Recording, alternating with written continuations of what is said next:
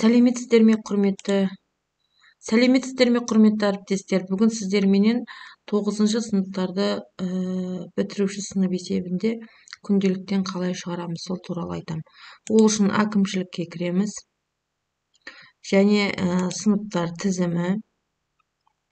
Осы жерден 9-шы класты тағында аламыз. Және міне сыныпты бітіргізіп шығару басамыз. Оқуды бітірген күні майдың 31-і, бұйрық 85-ші бұйрық. Кеткен күні жазамыз. Ауыстыруға байланысты оқу орнынан шығару туралы бұйрық.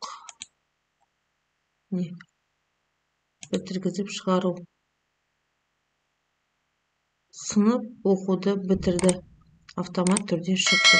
Толғанышқастар жоқ. Қателеріңізге жараса каналыма тіркеліп, лайк, комментарий басып кетіңіздер. Келесі сабағымда көріскенше сау саламат болыңыздар.